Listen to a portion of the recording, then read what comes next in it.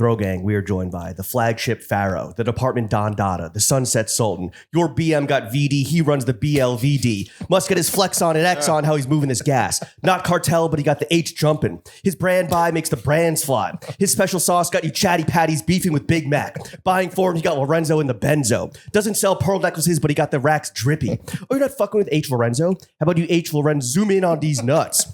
He knows what's on the horizon, call that Hadar radar. You ran through, he sell through. Call him the cloth surgeon, how he's directing these operations. The MLQ king, you got BO, he got POs. His skews do on you foos. Buyer and director of operations for H.Lorenzo, Mac Hadar. Mac, how the hell are you? I'm doing well. Yeah. Thanks for having me. Thanks for coming along. Nice intro. Yeah, appreciate it, bro. As a chill LA guy, hopefully that, gets the ratchetness going, dude. It got the juices flowing. Yeah.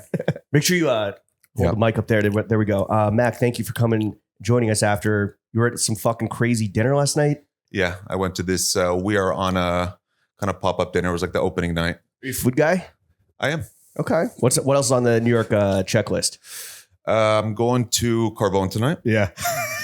First time? Not first time. First time in New York, actually. Oh, really? Been to the one in Miami. Okay. Yeah. Which I actually liked. Really? But I know this is the original. No, this is that advanced mid, bro. Don't even trip. It's going to be good. What's the carbone order for Mac Hadar? I'm definitely going to be getting a Caesar salad. Okay. Definitely some of the vodka pasta. Spicy rigatoni. Always. Okay. So you got the menu clocked. You're good to go. Yeah. And then hopefully if I can make it out there in time, I want to go see a gig at Carnegie Hall. That's right. You know how to get there, right?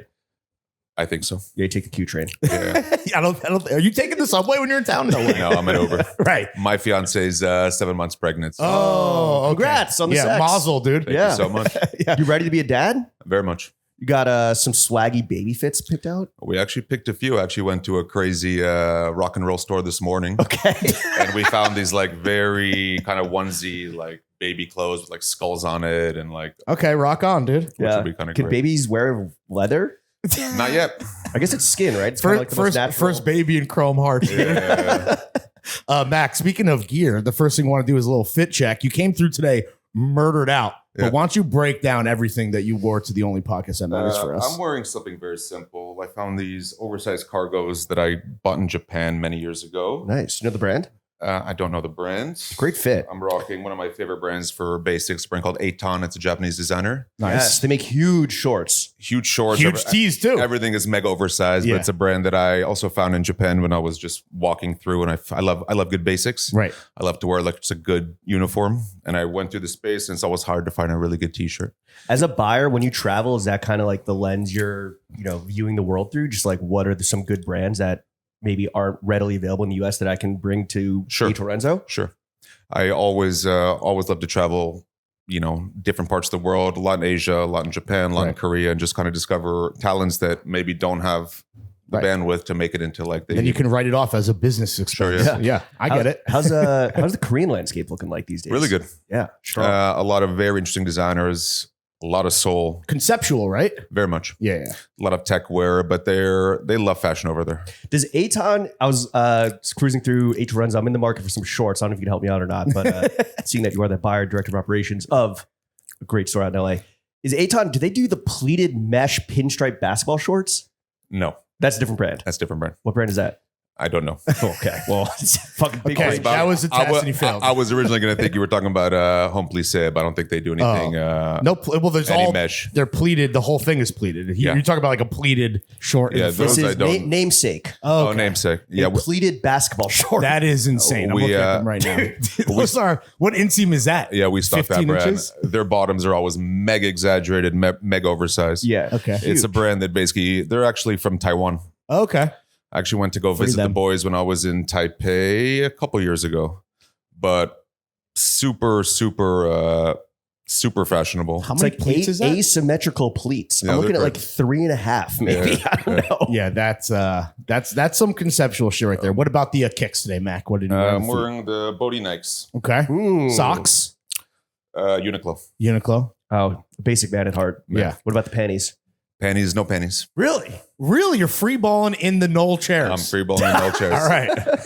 Thank God for the technical cargos, Yeah. dude. Yeah. Coming through like a Mack truck. Yeah. Jesus Christ. And you were sipping on some water. You're a simple guy. Mhm. Just staying hydrated. All right. Fit check, drink check complete. Mac, you guys over at H.Lorenzo, you're celebrating your 40th anniversary this year. How are you guys, celebrating the big 4-0? We're doing a few collabs with, I didn't want to do like 40 collaborations with. That's a lot. That is a ton. It's a lot. So we're choosing about 10 to 12 different designers, which we are doing special collabs with. Okay. We got collabs with like Diesel, Pali Hollywood, and a few others, which we're going to be releasing hopefully in the next few weeks. How does a brand make the cut for that 10 collabs? Like someone who's been with us the longest, someone that we have like a super personal relationship with? What's the process? I would say someone that we definitely have a personal relationship with, someone that kind of works within our history, someone that we've had a lot of bandwidth with. There's certain brands that we've stocked for 20 plus years. Ooh, what's the brand you stocked the longest? Probably either Isimiaki or maybe even like Yoji. Oh shit! Okay, master. Yeah, that good Japanese shit. Okay, Yeah. impressive. Is there what's? I know you can't have favorites, but which collaboration are you most looking forward to? Like what's gonna be gracing your shoulders? It's a newer brand we started stocking. Okay. A brand called Pali Hollywood. Mm-hmm. It's from James Franco, the actor, and his partner Kyle. James Franco. Yeah, James He Franco. designs Johns? He's dude. somewhat of a fashion designer today. Oh shit. So he's basically an artist. Obviously, he took a break from acting and started doing a lot of artwork. And then he met this guy Kyle, who used to work for this brand, Fucking Awesome. Yeah, Heard of it? mm-hmm. And he started putting his artwork on everything from tees, hoodies, whatever. And they created a T-shirt that has my father Lorenzo's face on it. Oh wow, a tribute tee. Which is pretty fucking awesome. And it has all these different. It's really good. It's going to come out in the next few weeks, which I'm probably the one I'm most excited about. Sick, dude. Shout out James Franco wherever you are. Come on the pod. Do you wear the Pali H.Lorenzo tee with your dad's portrait on it to your dad's crib, or is that like wearing a band tee to the concert? I'll wear it to my dad's crib. Okay. It's definitely it's probably the first piece of Pali I'm going on. Who picked the photo? James actually got it from online. Oh, really? He's Google found image the file. search. He really is a Google super image, designer. and he started just taking all these Google stock images and putting it, and we kind of decided what should go where and which images work the best. And it's on the top, it says since 1984. So it's really, it's pretty awesome. It's the real deal. And then it also has all the dates of all the spaces. Oh, okay. So all the original first store, which we opened in 1984, it has the actual address and the address of all the spaces we've had for a 40-year term. Were you on Sunset in 84?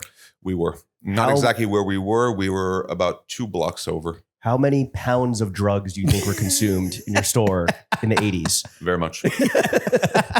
I was a little bit too much of a baby. Yeah. But, Right. my father would definitely tell me. But, all right, 4 decades on top, though. Like, what do you think is the secret to remaining king of the hill for that fucking long?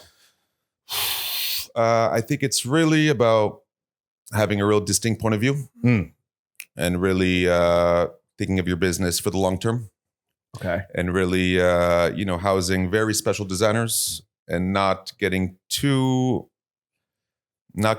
just thinking about brands that will really work with your image for a very long time. What's that point of view if you had to kind of summarize? Big picture. I mean, I can only really speak from my time, which I've been in the company for about 20 years, but it's really about finding brands that have a real distinct point of view and something that has a lot of soul. Right. So you're just curating visionaries. Very much. And that in turn makes you a visionary by association. Yeah. He sees the visionaries. Yeah. And what's the opposite of that, though? Like kind of chasing a quick trend or like a hot brand? Just chasing a quick thing. I think a mistake a lot of stores, which department stores have done for a very long time, is just putting a bunch of things in a space. And it's something that is kind of quick cash in the short term, but now the consumer's a little bit smarter today, and they kind of want to be part of something a little bigger, at least I feel. And a lot of stores haven't been around for 40 years. Yeah, that's true. I think the proof is in the pudding there. Yeah. Did you think that your dad was like, oh yeah, we're going to be here in 40 years? I mean, when he first started, he came from Israel, right? With like $500 in his pocket when he was, I think, in the early 20s, and he started working construction for the first 7-8 years, saved enough money. Always felt like he had a thing for fashion. Once he saved enough money, he opened his first shop called Le Mirage. Okay. That's French for the Mirage. Yeah, basically. I believe. And that did well. And at the time he came here and he was against all the big names. It was just him and about 7-8 giants around him. In LA still. Yeah. The only one that still exists today is Maxfield. Oh, wow. Another fucking OG. Yeah. And worked, did well. I guess people really liked, his offerings and his point of view and his taste. And he used to do a thing called cash and carry. This is before the time that you go and you make an order and they ship it to you 6 months later. So he would go into the Sentier in Paris, buy things, bring in his suitcase, bring it to the shop, open the suitcase, people grab it, buy it, go back to Paris. And that's kind of no lag at all. That's kind of how he did business for the first couple of years. That's He's crazy. the first flipper. Yeah, right? yeah. The reseller, dude. Yeah.